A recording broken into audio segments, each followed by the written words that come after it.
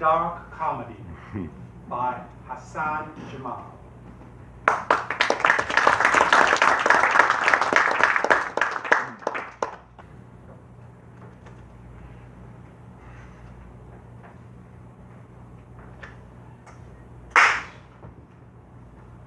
What? Been here since 9. My appointment was at 11. Well, I'd rather be early than be late. I need this job.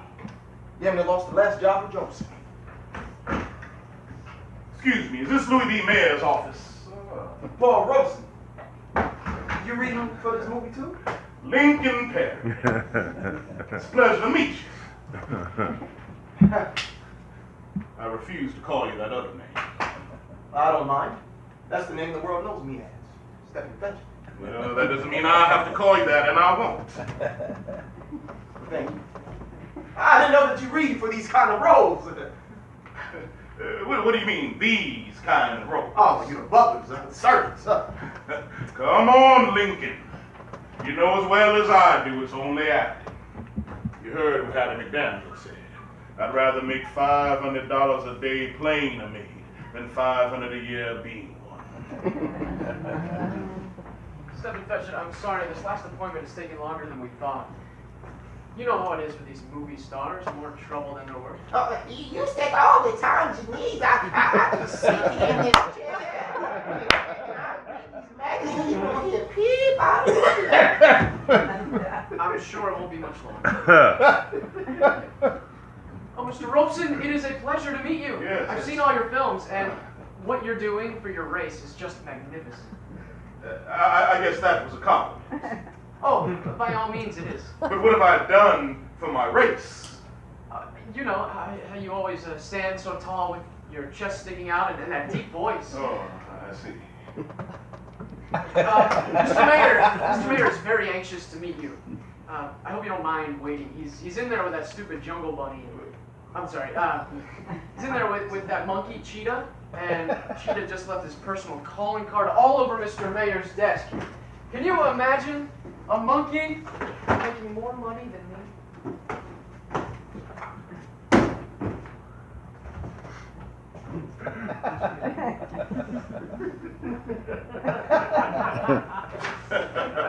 I knew you didn't talk like that all the time.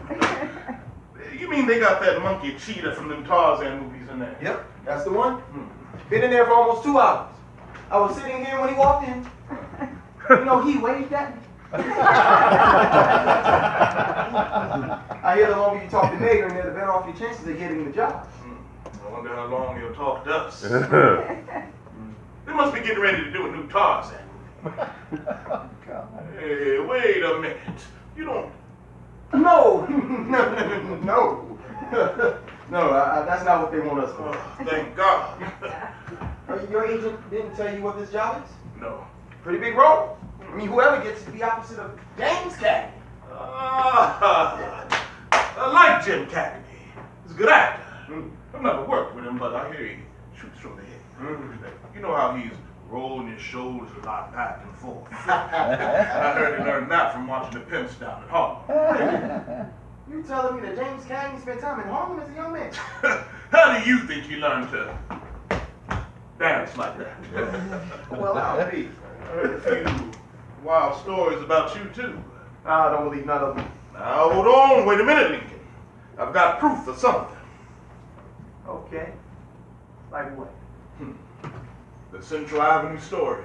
Yeah. Yeah. Guy has to have a little fun, right?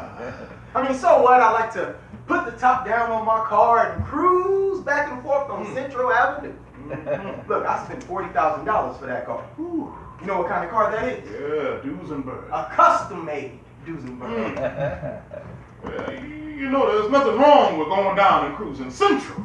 I go down there and cruise too, but not with a leopard in the back seat and with the top down. I'm gonna hit it 2 or 3 times. You know, colored folks all over this country, no matter where I go, always ask me about that car and my cab. Hey, say, is it true what they say about the parties? Yeah, well, I guess I'm guilty there too. Man, I hear you throw some of the wildest parties in Beverly Hills. Only live once. But anyway, Paul, everybody can't be as distinguished and upstanding as yourself. But seriously, you're the counterbalance. Color folks see me scratching my head and shuffling my feet and talking slow, and they say, damn, I don't want my children to grow up to be like that. But they see you, and they say, now that's what I want my son to be like. That tall, strong, good-looking Paul Rose. And he don't take nothing from the white folks. If only they knew. You don't mean to tell me there's another side to you that we don't know about? There's always another side to everything. I think I've taken about as much abuse for being the so-called upstanding, intelligent Negro as you have for being the opposite. Like what? Like when I was an All-American at Rutgers. First Negro All-American in this country. And I think everyone in this country recognized it, except for my own teammates. I was more ostracized in my own locker room more so than anywhere I ever went. I received letters from congressmen, senators congratulating me, even the president. And yet when I would go out and scrimmage with my own team, and when I would be tackled, someone would walk by and accidentally kick me in the face, or accidentally step on my hand and slowly grind in their spikes. You see that cut? See, that's where one of my own teammates would step on me. And that's just the half of it. That's a goddamn shame, man. You remember when I was playing Othello in New York a couple of years ago? Oh, how could I forget? You were the pride of every colored actor in all of Hollywood. I am the great Blackmore, and I've come to take you, my darling Desdemona. Lincoln Perry, you are something else. I wish it were that easy. You mean they bothered you too? They didn't like the way you was smooching all over that white woman, did they? Uh-huh. I mean, she was kind of pretty. Well, that is what started it. I don't know why they would cast her husband in the play too. And with the temper Jose Ferris got, I'm surprised someone didn't get killed backstage. What happened? Well, it didn't happen. But, well, first, as you know, I don't necessarily embrace this country's constitution. Some would even call me a communist, which I really don't deny. Well, anyway, my good friend, Mr. Jose Ferrer, just happened to walk in on a couple of intimate scenes that Utahaga and I were, well, rehearsing. Boy, I bet he hit the ceiling. No. He's the type that holds his anger.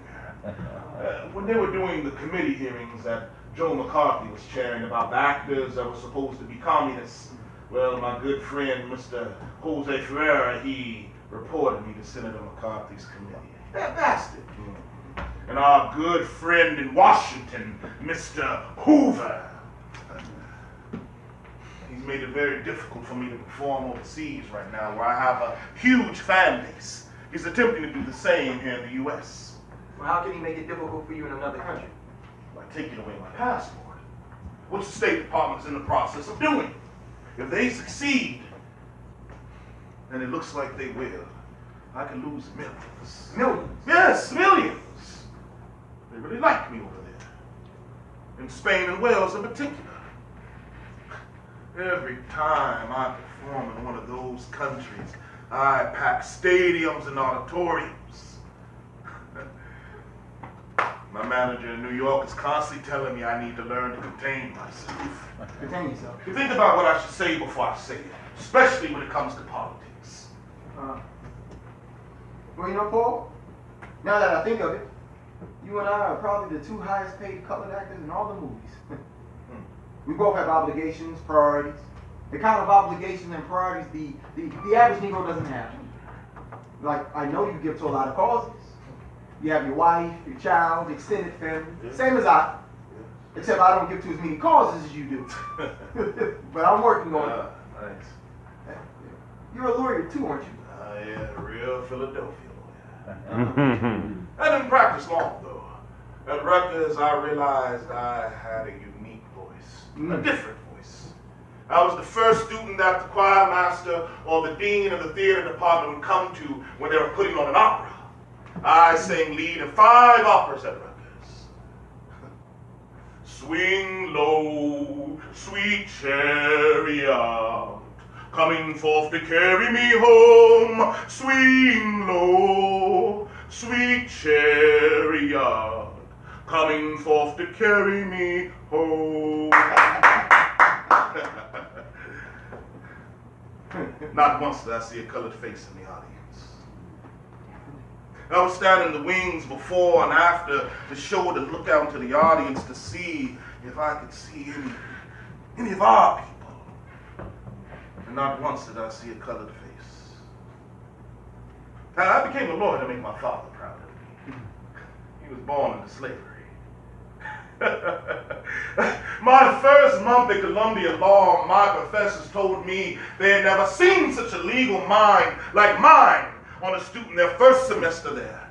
I would have done well if I had hung up a shingle in Philadelphia. There were 4 or 5 Negro lawyers in the whole town of Philadelphia. And we all knew each other. Biggest Philly is, you were telling me that there's only 5 colored lawyers in the whole city? I was in the mid-20s. I don't think that there's many more than that there now. Ooh. Well, I was supposed to be a slave in a Civil War movie.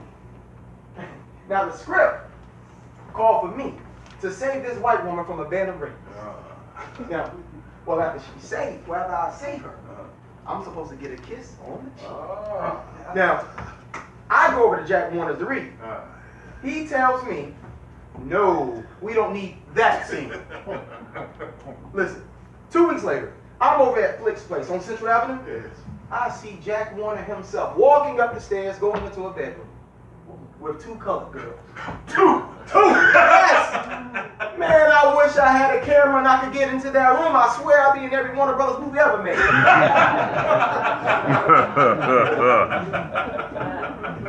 Yes. So tell me, Lincoln, how did you break into the business? Break in? Yes. Oh, wow. Seems like I've always been in it. Seems like I've been entertaining white folks ever since I was a little boy. Yeah, something about me talking slow and scratching my head, it just gets white people to laugh.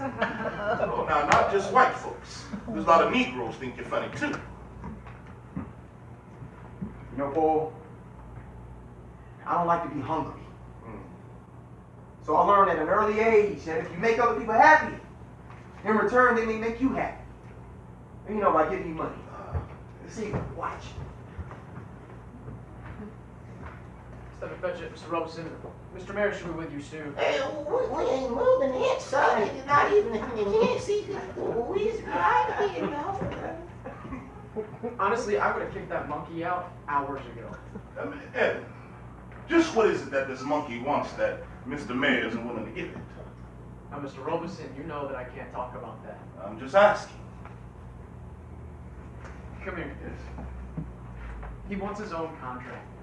Actually, his trainer and his trainer's agent each want separate contracts, which means all 3 of them, including the monkey, gets a new contract. I'm telling you, if that monkey gets his own contract, I'm quitting. Can you imagine that? The monkey wants top billing. I wouldn't be surprised if they gave the damn monkey our role. Oh, be serious. I am. No.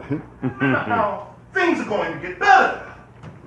I predict that in 40 years, our people will have some of the best roles in Hollywood. And just watch, this television thing is going to open up a whole new field of work. What year is this? 1950. Watch, by 1980, our people will dominate the entertainment business. No more playing maids and butlers. We'll be dominating this television thing. We'll be playing doctors and lawyers. But tell me this. You think they'll let you get Huda hiding in television in 1980? Now, that's another story. How are we going to make sure we get these jobs? I don't know about you, but I'm going in there, and I'm going to be as stupid and ignorant and as incompetent as I can possibly be. I'm gonna be the Stephens fetcher that all the white Americans used to see. Now I know you can't do that. I know you won't even think of doing it. You won't even think of doing it in your wildest imagination, in your dreams. But that's what pays the rent. So that's what I'm going to do. Now, hold on, wait a minute, Lincoln. I've already told you, I don't knock what you do. Like you said, you got to pay that rent. And furthermore, 40 years from now, when our people are all over that television and on Broadway, it's going to be people like you that are going to have to thank for it. So listen, you go in there and you shuffle your feet, and you talk slow, and you scratch your head, and you be the best that you can. By the way, how much do you get paid to do all that?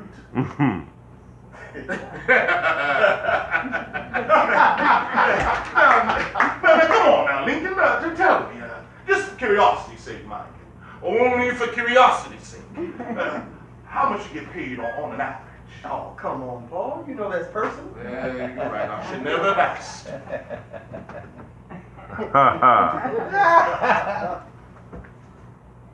Oh my goodness. No wonder you can afford that mansion in Beverly Hills. Hey, say. You think if I started talking slow and scratching my head? No, Paul. Now the world already has one Stephens fetcher. We don't need to. I'm just kidding. We gotta start thinking about our pops. Well, they didn't leave any scripts for us. Oh, well, from my understanding, they just want to talk to us. Things have been kind of rough lately. I could sure use the money. They don't pay me nowhere near the kind of money you've got. Yeah, but I have to pay rent on that house in Beverly Hills. Say, I just may have an idea that might help both of us. I think both of us can get in on this picture. Right. Well, all we gotta do is get on Evan's good side. Well, actually, I think Evan already likes you. You mean all the condescending bullshit? Exactly. You see, all you have to do is convince him that without me, this whole project will go nowhere. You know he wants to look good in front of Mr. Mayor. He'll do anything to better his position. You're really serious about both of us being in this picture? Why not? They've got the money. Watch this. Gentlemen, good news. They're finishing up now. All the monkey has to do is sign the contract. Oh, yeah, sign the contract. So, Evan, is this a pretty big budget movie? You bet. You boys think you're stars now. Wait until this film comes out. Whichever one of you two gets it will really be on top. So are you going to be involved in it? Me? Be serious. I just do Mr. Mayor's paperwork here at the studio. I wouldn't know what to do on a movie set. Now, that's a shame. A man of your talents not being used on the underworkings of this film. You think I'm talented? Well, it's gotten you this far. It does look rather nice. Mr. Robeson, I have an idea you're getting at something. Who, me? No, of course not. I'm only wondering why a man of your obvious talents isn't off producing his own film somewhere. I've thought about it. Yes. But then my place is right here working for Mr. Mayor. Oh. I've pictured myself sitting high in the director's platform, calling out the shots through a megaphone with my beret on and those leather hip boots. Leather hip boots? You mean chaps? Oh, yeah, whatever they're called. I can see it now. My name coming at the beginning of a film, directed by Evan Marcon. I'd never used my real name. Your real name's not Evan. I changed it when I got hired here at the studio. Oh, so what's your real name? Bernie Schwartz. What's wrong with Bernie? Now, Bernie's a fine name, Yeah, if you want to sell gefilte fish and bagels for the rest of your life in the Bronx, which is what my father does, then it's a fine name. So you're from New York, Evan? Born and raised. I spent a lot of time there.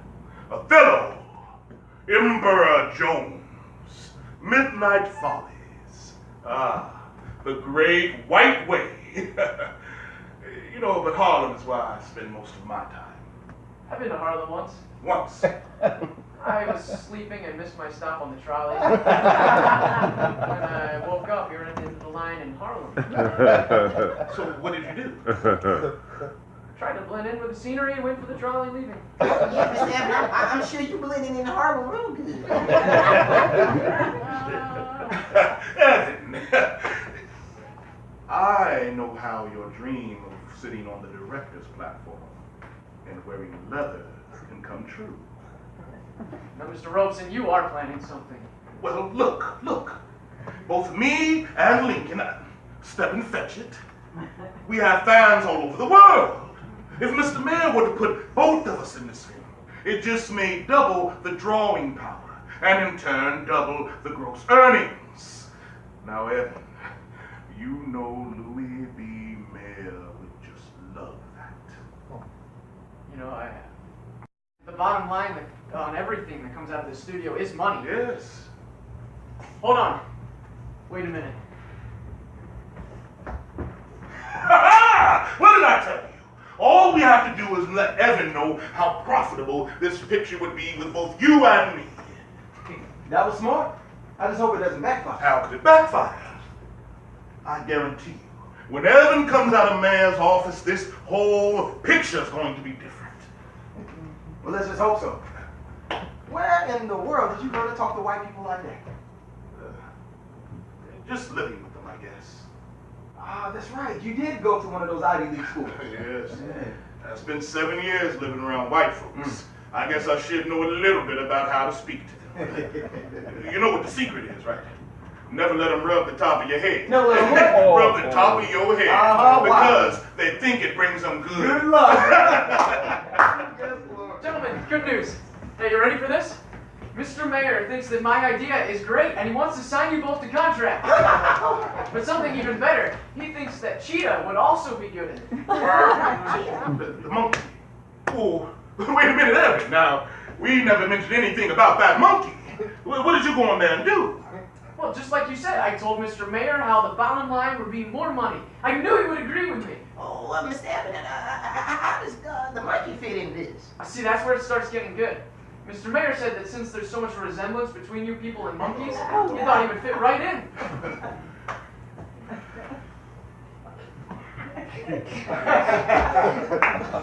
Wait a minute. Wait. What is this you say?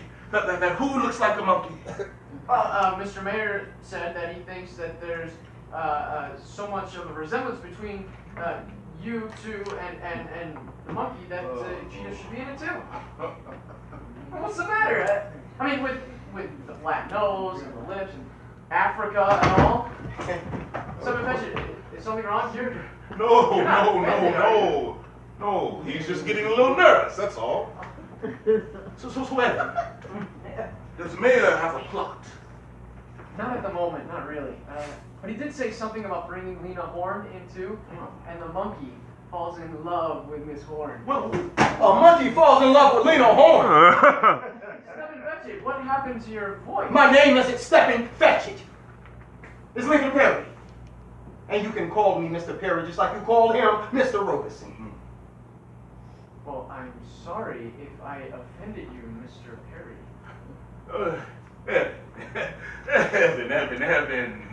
Now, maybe you don't realize it, but every colored kid in America over the age of 18 years is in love with Lena Horne. You're liable to start a riot if the monkey falls in love with her. Paul, do you mind if I call you Paul? Yes. Well, Paul, I'm sure you know as well as anyone that in most cases, pictures that come out of Hollywood with a Negro in them, he never has a love interest. I mean, audiences are used to seeing colored men as servants, chauffeurs, not in love with beautiful women like Lena Horne. It's not the message or image we want to promote. It won't sell anywhere. North, east, not to mention the south. Evan, we have had 2 major riots in this country recently, where hundreds of people have died. Important people like Mr. Mayor that own large studios such as this. They can play an extremely important role in helping to bring factions of this country together. Mr. Robeson, why are you telling me this? Granted, he does run one of the largest studios in Los Angeles, but I'm only his assistant. No, Evan. No. Movies that come from studios here in Los Angeles are seen all over the world. Do you know how many people see Mr. Mayor's pictures? Mm-hmm. Evan, the images that movies from Hollywood send out into the world, it can quite literally be the difference between someone starving and someone eating. Yes. Someone getting and not getting an education. Evan, to some people when they see a movie, they don't know it's a movie, Evan. To some people, a movie can be the difference between life and death. Come, Mr. Robeson, you're exaggerating now, aren't you? Why are you telling me this anyway? You need to go in there and tell Mr. Mayor all that. You know what, maybe on second thought, if you want to get this job, maybe you don't want to tell Mr. Mayor all that. Now see, Evan, that's exactly what I'm talking about. Yes, I do have to tell Mr. Mayor all that. All he sees is the bottom line, Evan. The money. And I understand it. I understand it. I don't like it, but I understand it. Evan, please have a seat. Please. Now, Evan, just think about it. How many times have you seen a Negro police officer in a movie? A Negro school teacher? A Negro politician? Never! But whenever you see a prison movie or a Tarzan movie, Evan, there we are. Yes. Evan, I perform all over the world. I wear a suit when I perform. Evan, do you know there are people in other countries that have told me they did not know Negroes in America wore suits? Now, Mr. Robeson, I find that hard to believe. It has nothing to do with what you find hard to believe. It's what is actually going on in the world. And not just in other countries, Evan. People in this country, both colored and white.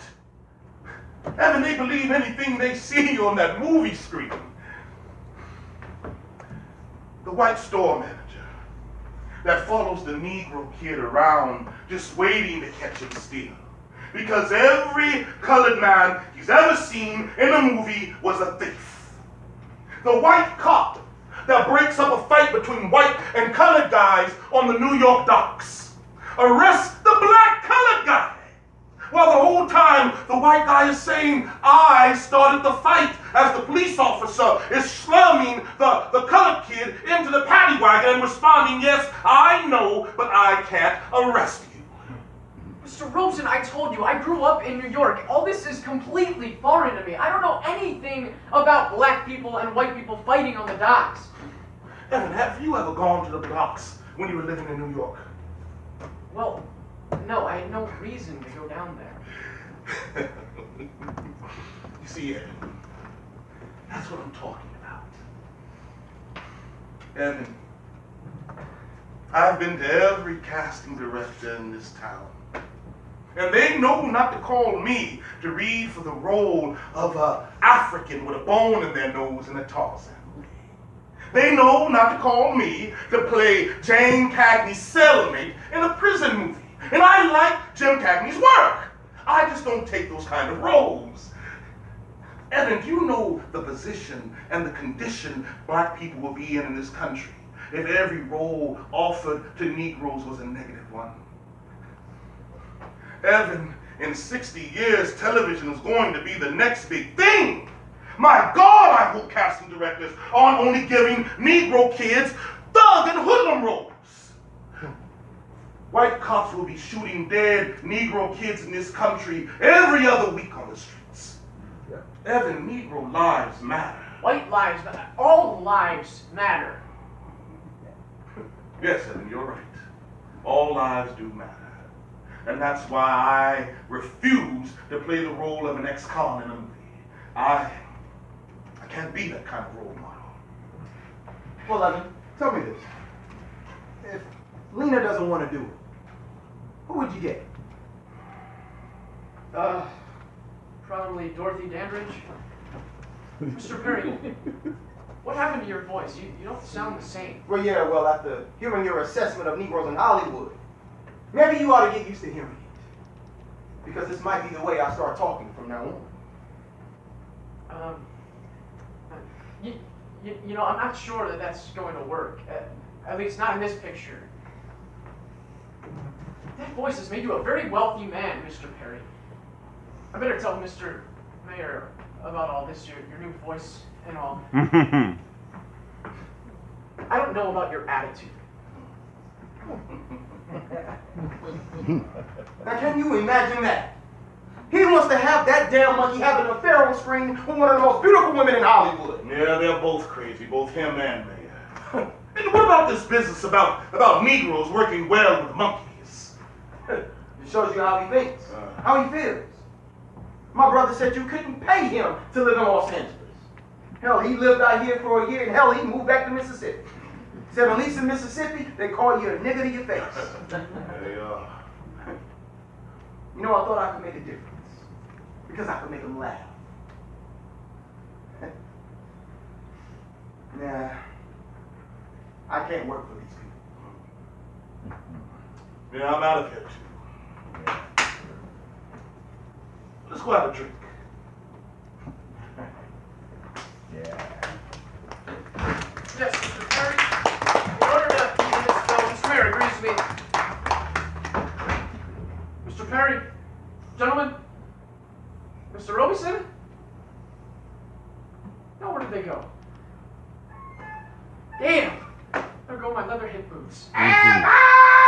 Get your ass in here! This goddamn monkey done shit on my desk again! Yes, do it, Mr. Mayor!